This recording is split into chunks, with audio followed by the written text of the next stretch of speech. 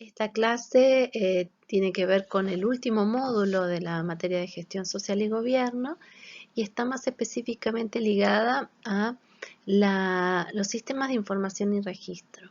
Eh, Volvemos a la idea de gestión de conocimiento que veníamos planteando desde el módulo pasado, que tiene que ver con uno de los elementos centrales en cualquier gestión, es de qué manera se gestiona los saberes eh, o se utilizan los saberes individuales y colectivos a la hora de gestionar. Bustos define la gestión del conocimiento como todo el conjunto de actividades realizadas con el fin de utilizar, compartir y desarrollar los conocimientos de una organización y de los individuos que en ella trabajan, encaminándolos a la mejor consecución de sus objetivos. Habíamos hablado también que la idea de que el conocimiento tiene que pasar por un paso, por un proceso, no basta con tener ciertos datos. Si yo tengo hechos, cifras, nombres, direcciones, eso no genera conocimiento, esos son datos. A fin de transformarse en información, esos hechos deben ser procesados, interpretados de una forma útil. Y esa información solo se transforma en conocimiento a la hora de que eso se transforma en creencias, valores, experiencias, relaciones, opciones, toma de decisiones.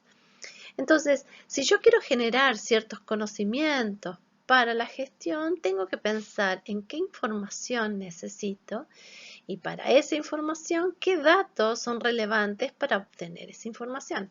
Eso vamos a ir trabajando un poquitito a lo largo de esta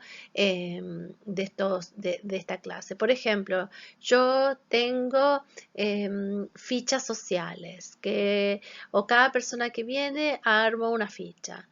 Esa ficha que yo la armo y la pongo en la computadora, puede servir de mucho o puede servir de nada. En la medida que yo tenga algún sistema para transformar esa ficha en un registro de quienes vienen, de qué manera vienen, cuál es el perfil, yo transformo esa ficha, esa ficha en una forma de información. Ahora, esa información yo puedo tener planillas de esa información, puedo tener armados reportes, pero si esa información no hay una decisión de transformarlo en conocimiento para la toma de decisiones, para la difusión, etcétera, queda en eso. Entonces, de alguna forma, por otra parte, si yo digo, yo necesitaría ver de qué maneras impactó este subsidio a la mejora de vida de las mujeres, ese es un conocimiento, yo podría pensar, bueno, ¿qué información necesito para tener ese conocimiento? Bueno, quizás necesitaría tener datos sobre cuál fue el uso del microcrédito, etcétera. Entonces yo después digo, bueno, ¿qué datos necesitaría para poder llegar a esta información? Entonces, esta es una diferenciación útil para pensar a la hora de temas de registro.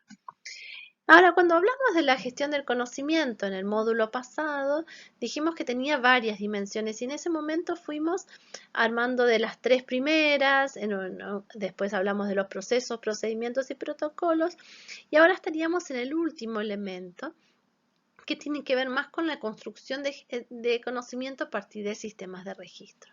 Y vamos a trabajar sobre este punto más específicamente. Y vamos a preguntarnos qué información se genera en la intervención, cómo se usa para generar conocimiento, qué recaudos hay que tener en su uso. Vamos a trabajar a debatir en torno a estas tres preguntas. Pérez habla en uno de los textos que tenemos esta semana sobre el registro escrito, ¿no? Específicamente, y la importancia del registro escrito y de qué manera ese registro es como una interpretación de las acciones, ¿no? Entonces, como una mediación.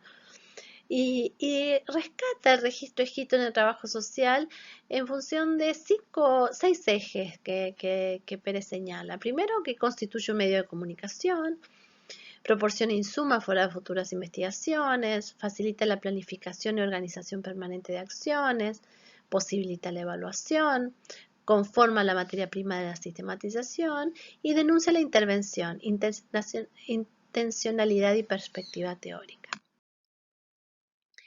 Ahora, el registro, eh, lo que resulta muy interesante en el registro es pensar desde dónde surge la necesidad de registrar, ¿no? O sea, vamos a un servicio y decimos, ¿qué es lo que se hace? ¿Qué es lo que se deja escrito? ¿Qué es lo que se registra de todo lo que ocurre? Entonces, por ejemplo, dice, bueno, se arma, cada las personas se llena esta planilla. Después se escribe en el informe en una carpeta, ficha social de cada persona. Bueno, ¿por qué se hace eso? ¿Quién pide eso? A veces se bajan planillas y se bajan en una forma casi literal, bajan desde la provincia, desde el municipio, llenen esta planilla. ¿No? Entonces, las personas llenan esas planillas por una forma de control por otra persona, pero no necesariamente porque ellos lo consideren necesario. También surge la necesidad de registrar por necesidad interna, no sé, por ejemplo, yo tengo mi agenda, mi cuadernito, y cuando alguien me habla, yo lo voy escribiendo ahí, porque me resulta útil tenerlo escrito en alguna parte, porque mi memoria es limitada y siento que si lo escribo después, cuando lo reconstruya, me voy a acordar. O porque el grupo se juntó y pensó cuál era la mejor forma de transmitir la comunicación entre uno y otro. Pero también a veces se registra por rutina o tradición o porque se lo hizo así. Entonces se arma este informe que se hace de las acciones, de las visitas que se hacen a tal lugar, pero nadie sabe muy bien para qué sirve, por qué es, nadie se pensó. Entonces, cuando uno, para ser sustentable y que ese registro realmente se transforme en conocimiento, debe existir la necesidad real y la reflexión sobre la utilidad, ¿no? Y siempre es necesario pensar que cuando uno gestiona y registra en algún documento público, es un documento que tiene un valor legal eventualmente, por lo tanto es importante pensar eso a la hora de registrar porque uno lo puede pensar en qué se registra, cómo, de qué manera se lo hace. Ahora, ¿cómo se registra? Eh, Puede ser individual, que tiene que ver con el cuaderno de campo u otras formas de registro de acción, o pueden ser institucionales, ¿no? Son esos registros que dejan constancia de la intervención, que pueden ser actas, memorias, crónicas de reuniones, legajos o historias clínicas, seguimiento de la intervención, informe o acciones de gestiones, ¿no? Registro de acciones realizadas, informes de situación que permiten justificar la toma de decisiones. Esto puede ser en formato electrónico, en la computadora, que después la semana que viene vamos a trabajar específicamente sobre el uso de las computadoras y los sistemas para los sistemas de registro, pero también puede estar en formato escrito, tanto individual como institucional. Ahora, es interesante porque uno podría preguntarse, ¿es necesario que lo que se registra en forma individual esté registrado institucionalmente? El cuaderno de campo, que es un registro individual, eh, hay cosas que están ahí registradas que deberían ser en realidad institucionales. Por ejemplo, mi propia agenda, que la tengo en mi cuadernito de campo, debería ser un archivo institucional. Me hace acordar que cuando yo trabajé en la oficina de refugiados, les comentaba que me decían que había un trabajador social que se negaba a escribir en el legajo de las personas porque él tenía todo en su cuaderno de campo. Ahora, el cuaderno de campo es un documento que parecería ser más individual.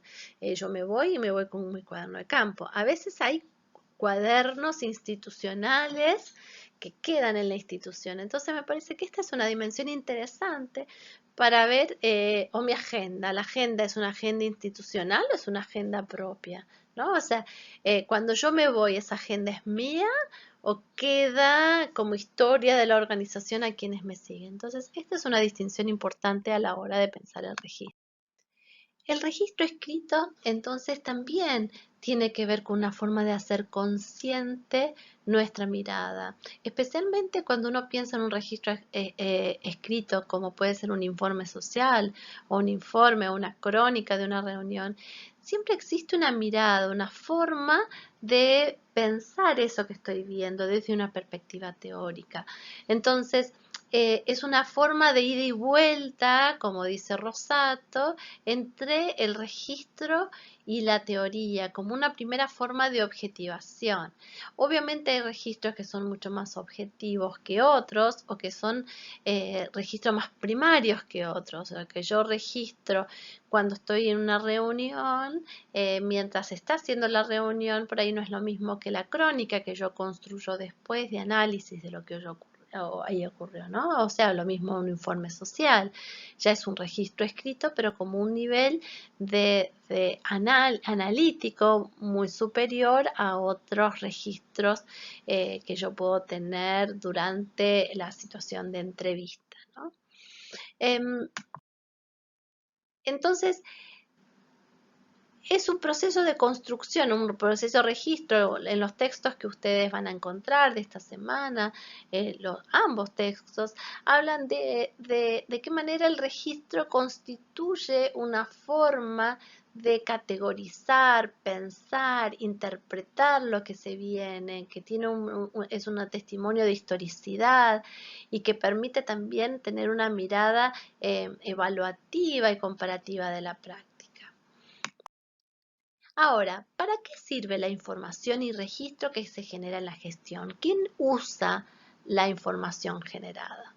Y para esta materia se me ocurrió definir 4 ejes de para qué sirve la información.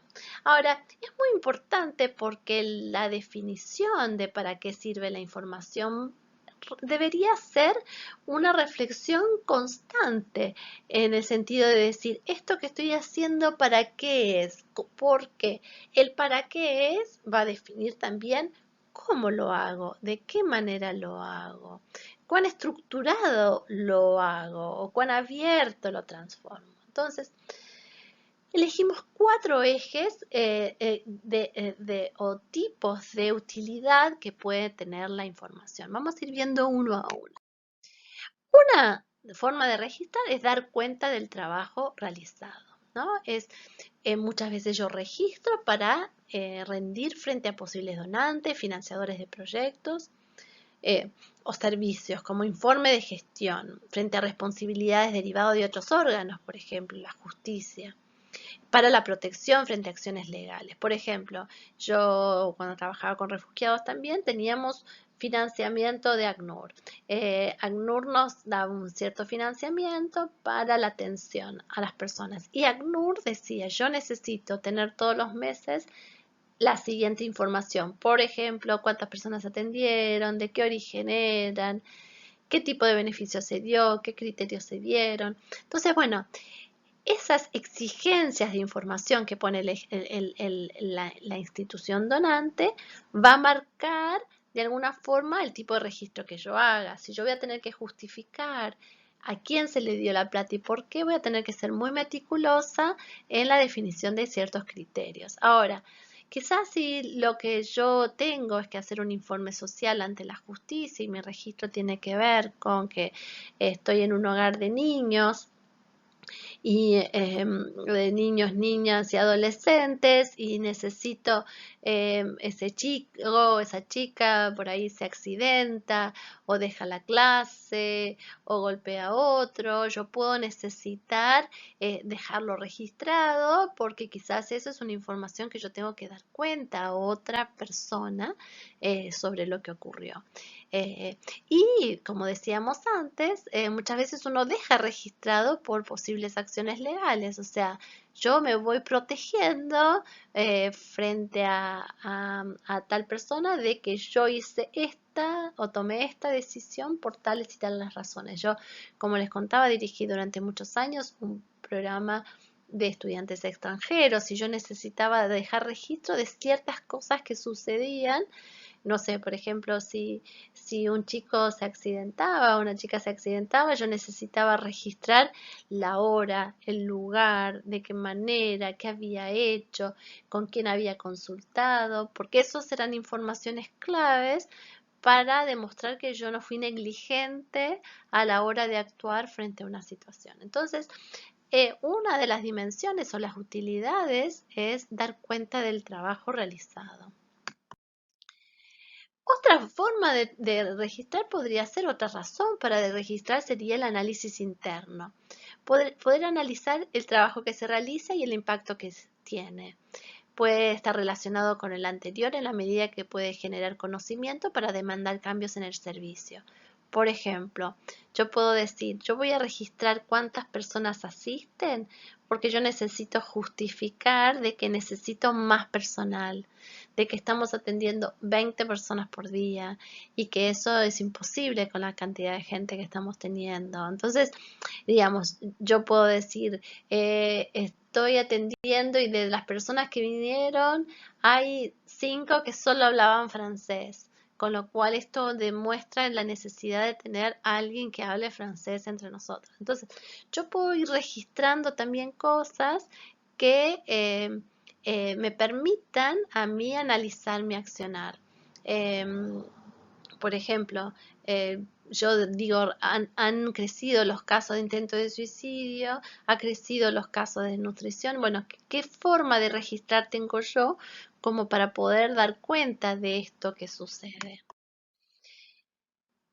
Organizar el trabajo, ¿no? O sea, la organización del trabajo es fundamental porque de alguna forma el registro es una forma de organizar la tarea. Por ejemplo, hay instituciones que tienen un cuaderno donde cada uno va diciendo qué hizo y qué no hizo frente a algo, ¿no? Entonces, yo tengo un cuaderno interno que me permite hacer las tareas que tengo pendiente. Tengo un calendario grande donde tenemos un Gantt con el proyecto y las distintas formas. Entonces, el registro es una forma de organizar y de comunicarse para saber qué tareas hicieron, qué están por hacer, quién es el responsable. Y la cuarta dimensión es el tema de generar conocimiento, que está relacionado con el anterior. Es fortalecer la mirada investigativa del trabajo social. Es poder pensar en la construcción de conocimiento como algo, como ir generando a partir de la práctica y la intervención, conocimiento que pueda ser útil para la construcción del conocimiento en trabajo social. Ahora, cuando pensamos en los instrumentos que existen en trabajo social de registro, podemos pensar en, como decíamos, documentos primarios, que son cuadernos de campo, planillas de registro, y documentos secundarios en la medida, como mencionábamos antes, que son documentos más analíticos, donde yo utilizo distintas fuentes de información para ya un posicionamiento, un análisis de esa información más primaria, como puede ser un informe social y un informe de gestión. Acá esto yo encontré en una planilla que hablaba de los instrumentos específicos del trabajo social, ¿no? Y hablaba de la historia social, la ficha social, el informe social, la escala de valorización social y proyecto de intervención social. Lo que podemos ver acá es todos estos instrumentos específicos del trabajo social, son documentos de registro secundarios, ¿no? En el cual de alguna forma son análisis que se hacen frente a información que se tiene, ¿no? Y estos son algunos de los típicos instrumentos de trabajo social. Ahora, cuando yo pienso en un sistema de registro en una organización, hay ciertas preguntas que me puedo hacer. Por ejemplo, em, ¿cuál es el procedimiento de atención a una persona? ¿Qué información se registra? ¿Qué nivel de estructuración tiene? Por ejemplo, si yo viene una persona y la atiende a alguien y, y se dice, bueno, ¿qué se le pide a esa persona? Entonces Dice, lo que se le pide es la fecha de nacimiento, lugar donde vive, cantidad de personas que viven con ella. Bueno, ¿para qué se le pide esa información? Y después está todo amplio. Y entonces me acuerdo cuando yo entré a este servicio, se pedían 4 datos y después era como muy, muy amplio donde cada uno registraba lo que quería.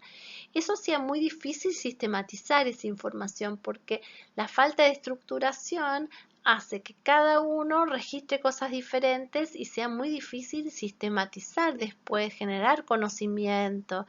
Si yo quiero un informe de gestión al final del año, resulta muy difícil pensar en cómo hacerlo.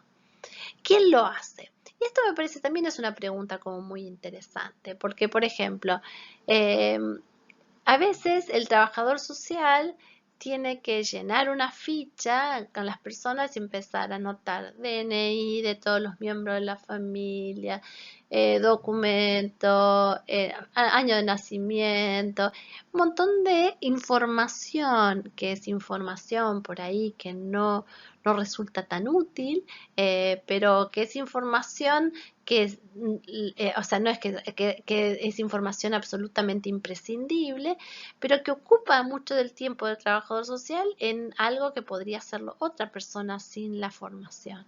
Entonces, esa es una pregunta interesante. ¿Quién hace ese registro? ¿Qué tipo de registro deberían ser del trabajador social y qué tipo de registros lo podría hacer otra persona?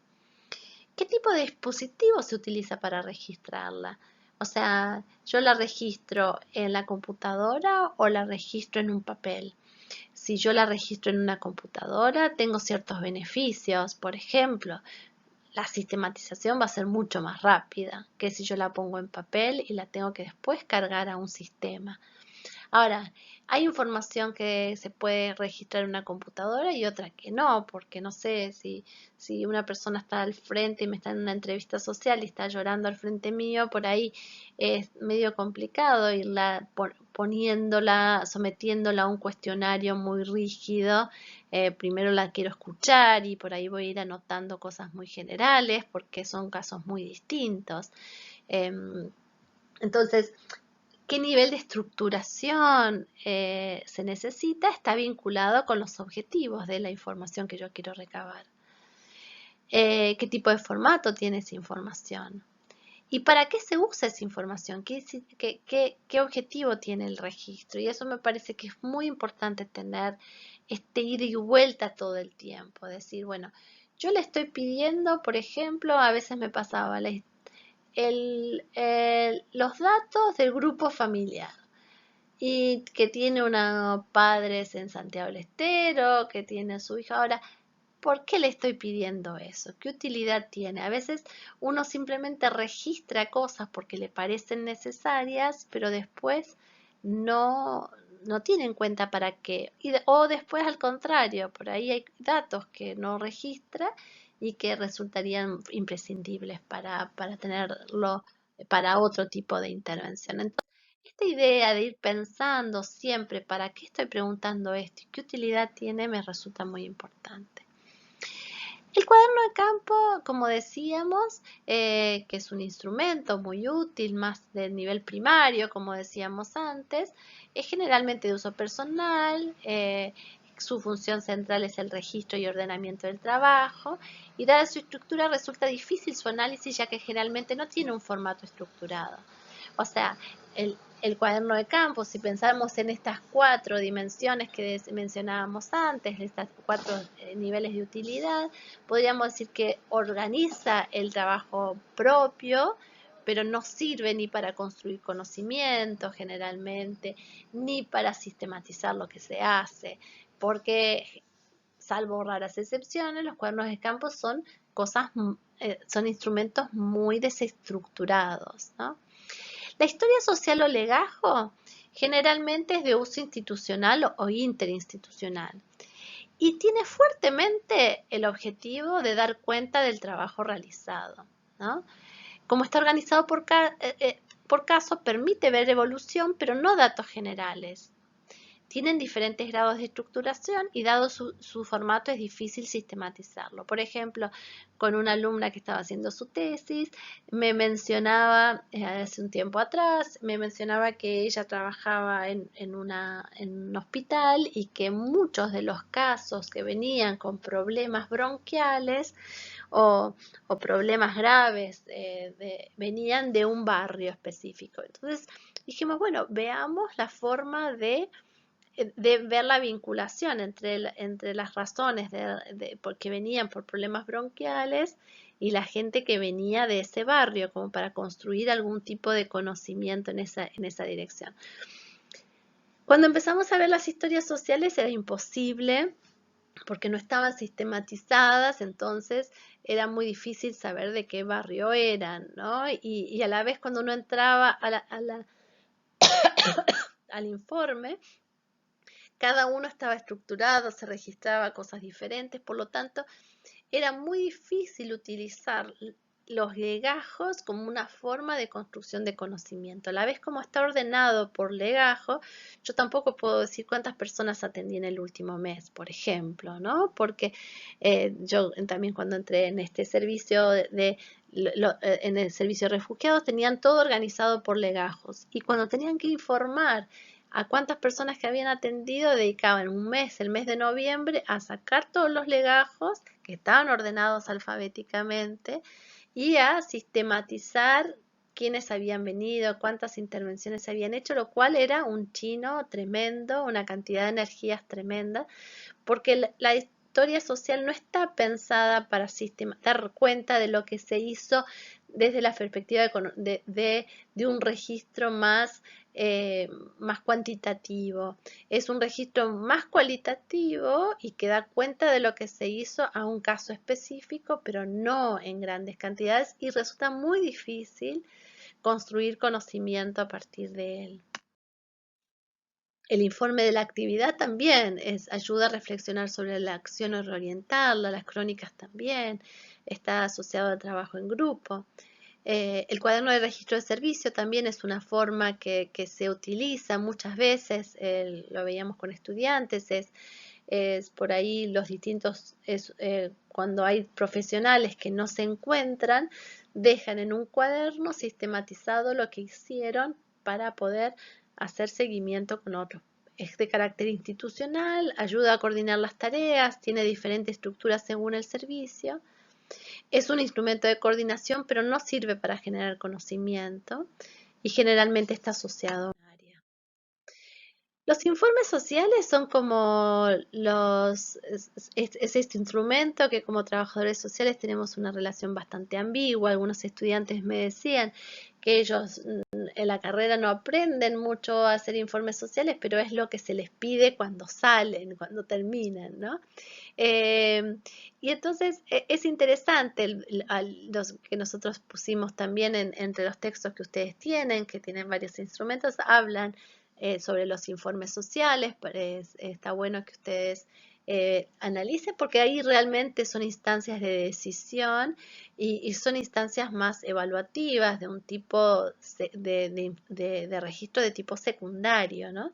Ahora hay informes sociales más cualitativos y otros que son más un formato más estructurado, ¿no? Entonces uno puede saber que hay ciertos informes que uno puede cambiarle algunos datos porque son informes más de situación. Hay informes que pueden ser 2 o 3 páginas que van a tener que ver con, o más incluso, muchas veces lo del sistema judicial, que van a ayudar a la toma de decisiones muy importantes. Al analizar un sistema de registro, uno podría pensar, tal como fuimos haciendo en distintas preguntas, bueno, ¿quién lo pide? ¿De qué manera lo pide? ¿Qué formato? El tema de la utilización de la tecnología lo vamos a ver la semana que viene y a nosotros nos parece fundamental porque obviamente todos los sistemas de registro que utilizan la tecnología facilitan mucho el proceso de análisis y el proceso incluso de sistematización y construcción de conocimiento. Pero bueno, tienen que estar estructurados de una forma tal que lo facilite, ¿no? Pero bueno, lo vamos a, como dije, vamos a indagarlo eso la semana que viene. Como una primera indagación, nos preguntaríamos nosotros sobre los sistemas de registro 5 preguntas que les proponemos. Primero es, ¿en qué medida es útil para la gestión y el logro de los objetivos? ¿Este sistema de registro es útil? ¿Lo usa alguien? ¿Funciona para los objetivos que yo tengo? Otra pregunta que uno puede hacer es la eficacia. ¿Es efectiva en función de los recursos disponibles? Por ejemplo, hay veces que se dedican una cantidad enorme de tiempo de profesionales en llenar planillas que pueden ser llenados por otros y esos profesionales podrían dedicarse a hacer otro tipo de cosas o llenar otro tipo de información.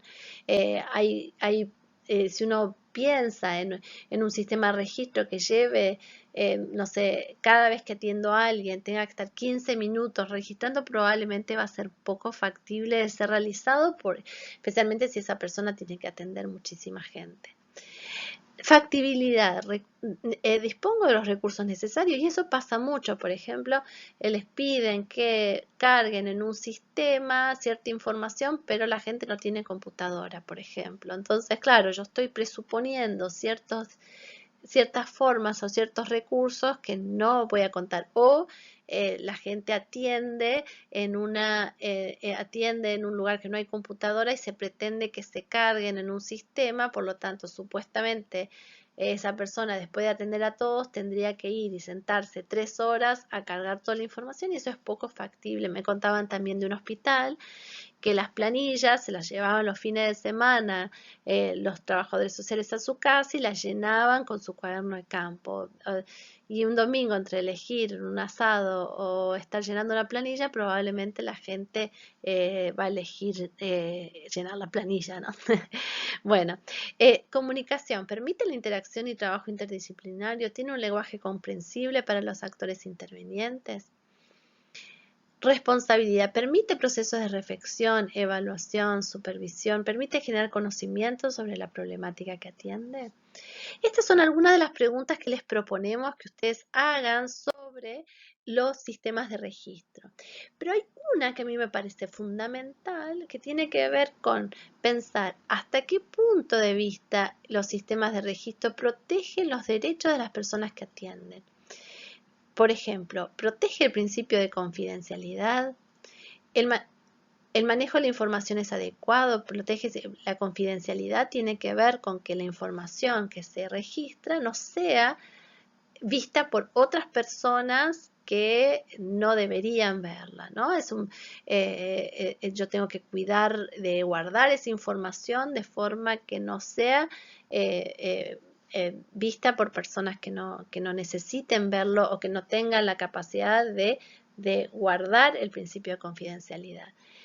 Protege la privacidad y la privacidad, si bien la confidencialidad y la privacidad parecen semejantes, en realidad tiene que ver más sobre la forma como se juntan. Por ejemplo, si yo estoy en una sala y mi sistema de registro requiere preguntar cosas muy privadas, muy íntimas, y el lugar donde yo lo estoy haciendo no lo garantiza, o incluso lo pone en riesgo porque lo hago en la casa de la persona donde quizás el victimario esté presente. Entonces, eso es una de las cosas a tener en cuenta.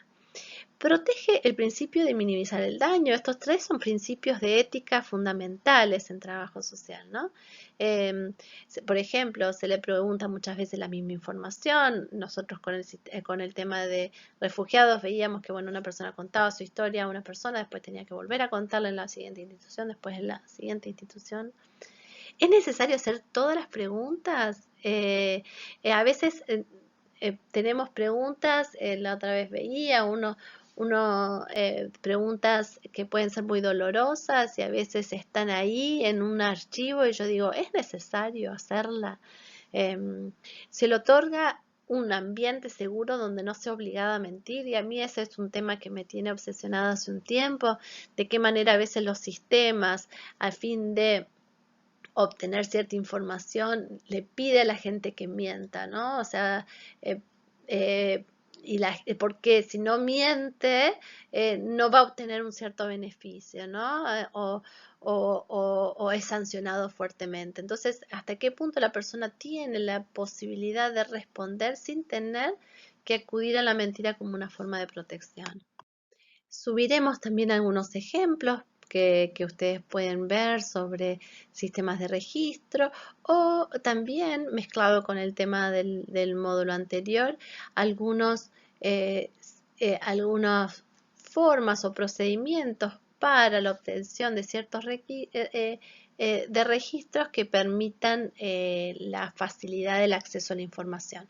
Así que bueno, los invito también a ustedes a traer ejemplos en la clase sobre sistemas de registro reflexivos, positivos, o para poder compartir con sus compañeros, para poder intercambiar entre nosotros.